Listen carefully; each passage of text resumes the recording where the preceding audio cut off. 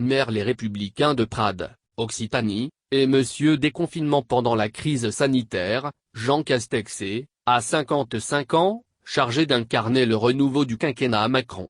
Sa nomination acte, au contraire, que la deuxième partie du quinquennat ressemblera beaucoup à la première. Exil maire, ex-LR, du Havre, bonjour le maire, LR, de Prades. Jean Castex, auparavant délégué interministériel chargé de la stratégie de sortie du confinement, le fameux monsieur déconfinement à l'accent du Sud-Ouest, succède à Édouard Philippe au poste de Premier ministre.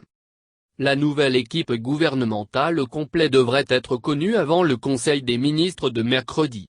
Ce remaniement attendu s'inscrit dans un calendrier fixé depuis des semaines par Emmanuel Macron, devant les Français, puisqu'il affirme vouloir donner une nouvelle impulsion à ces 2 dernières années comme chef de l'État.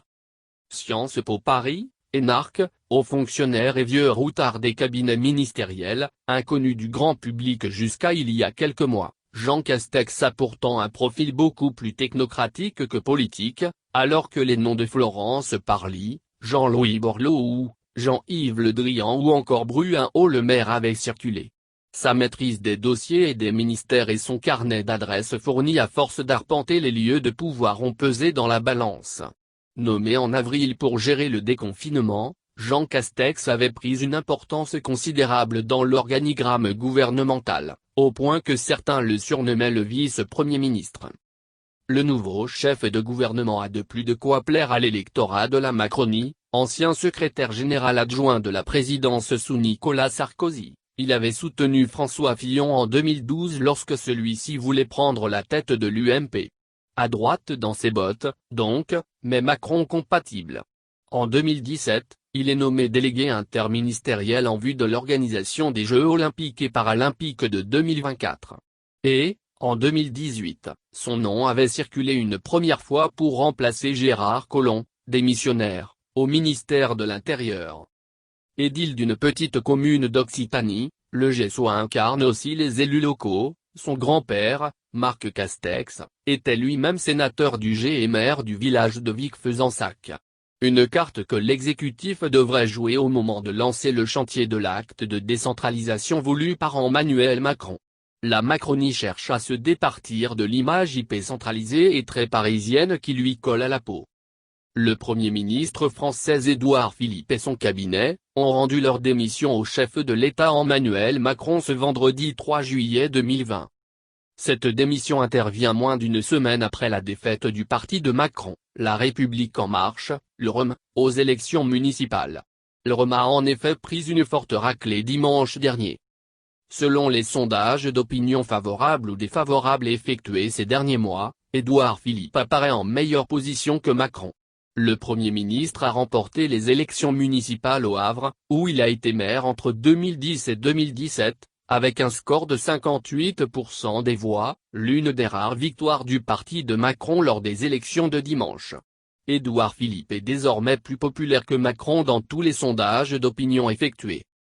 Le Premier ministre a donné la démission de son gouvernement sur la demande du président. Un remaniement est attendu, mais pas forcément dans la journée.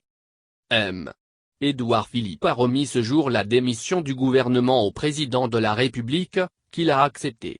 Il assure, avec les membres du gouvernement, le traitement des affaires courantes jusqu'à la nomination du nouveau gouvernement, indique un court communiqué de la présidence.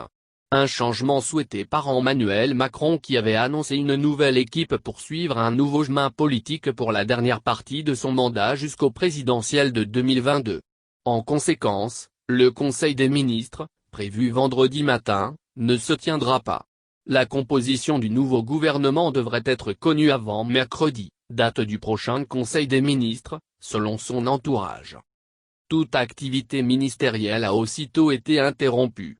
À l'Assemblée, où était examiné le 3e projet de budget rectifié, la séance a été suspendue.